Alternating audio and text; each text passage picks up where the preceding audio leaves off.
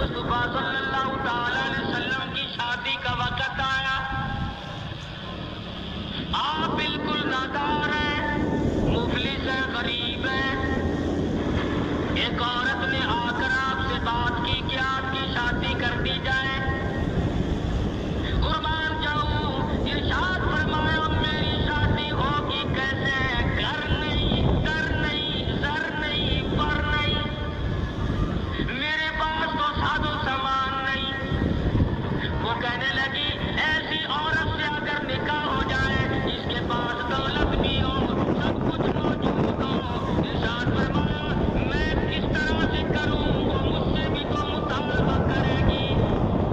صاحب کہنے لگی سیدہ خدیجہ رضی اللہ تعالیٰ عنہا، جس کو مکے کے بڑے بڑے چودھریوں نے پیغام دیے تھے، نکاح کے لیے آئے تھے، بڑے بڑے لوگوں نے پیغام دیے، دولت مند آئے، چودھری آئے، مکے کے رئیس آئے، بڑے بڑے قریش آئے. لیکن خدیجہ کہنے لگی او لوگوں تمہیں کیا معلوم ہے؟ میں نے ملازم رکھ کے دیکھ لیا، میں نے کاروبار کرا کے دیکھ لیا.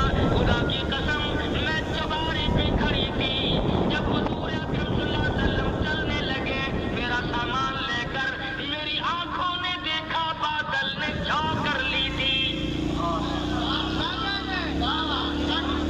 بادلوں نے چھاؤ کی، میری آنکھوں کے سامنے سورج کی تپش زیادہ تھی. حضور کے سر پہ آ کر بادلوں نے چھاؤ کی. اور لوگوں میں تو ان کے بادلوں کے چھاؤ میں آنا چاہتی ہوں. میں غریب بے شک ہے، وہ یتیم ہے، لاوارث ہے، ان کا کوئی نہیں. میں اپنے ہاتھ کو ان کے قدموں پہ نثار کرنا چاہتی ہوں.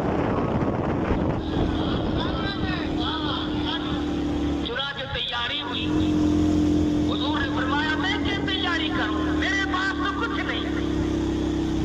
شہنشاہ کائنات ہو، عبداللہ کے بیٹے ہو، آمنہ کے درے یتیم ہو اور پلے کچھ نہیں.